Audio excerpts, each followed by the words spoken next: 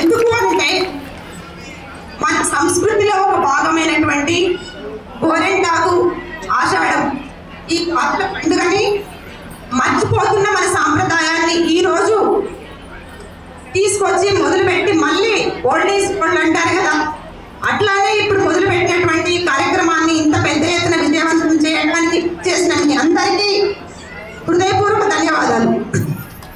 ఈరోజు గాజులు, పసుపు, కుంకుమ, గోరెంటాకు చాలా వివరంగా ఆడవాళ్ళ కంటే ఎక్కువ చెప్పారు. మనం ఇంకా ఎక్కువ చెప్పి మీ సమయాన్ని కూడా నేను ఎక్కువ తీసుకోదలుచుకోలేదు. ఇప్పుడు మన కుటుంబ వ్యవస్థ ఎలా ఉంది అని అంటే, పెళ్ళైన తర్వాత వారం రోజులకి అత్త నుంచి వేరైపోయి వేరే సంసారం పెట్టి ఫ్రీడమ్ కావాలని కోరుకునే రోజులు. అలాంటి రోజులు పోయి మళ్ళీ మన కుటుంబ వ్యవస్థ బలంగా ఉండి ఇలాంటి పండుగలు, ఇలాంటి సాంప్రదాయాలు మన పిల్లలకి, మన కోడళ్ళకి, మన మనమళ్ళకి, మనమరాళ్ళకి గుర్తు చేస్తూ ఈ ప్రోగ్రామ్ని దశ దిశలా వ్యాపింపజేస్తూ మొదలుపెట్టిన ఫస్ట్ ఈ వార్డులోనే 10-11 రంగంపల్లిలోనే మొదలుపెట్టారు. ఇది పెద్ద ఎత్తున పెద్దపల్లి, కరీంనగర్ జిల్లాలకు అన్ని జిల్లాలకు విస్తరించి మన వ్యవస్థ ఇంకా బలంగా ఉండి మనం మర్చిపోతున్న మన సాంప్రదాయాన్ని మళ్ళీ గుర్తు చేస్తూ చేసినటువంటి మరొకసారి రవి దంపతులకి ఎప్పటికీ నా ఆశీస్సులు. సంవత్సరం పాప దగ్గర నుంచి 70-80 సంవత్సరాల అవ్వల వరకు వచ్చారు.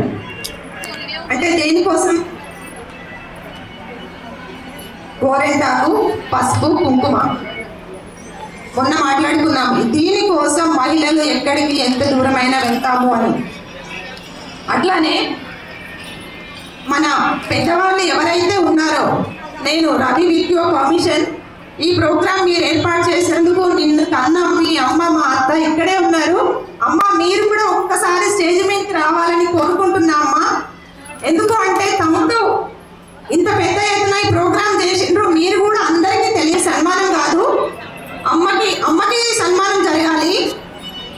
ఎందుకు అని అంటే ఈ ప్రోగ్రాం ఏర్పాటు చేసిన రవికి ఆలోచన ఇచ్చి తనని కన్న తల్లి అయినందుకు తనకి మనం ఈరోజు సన్మానం చేసుకోవాలి.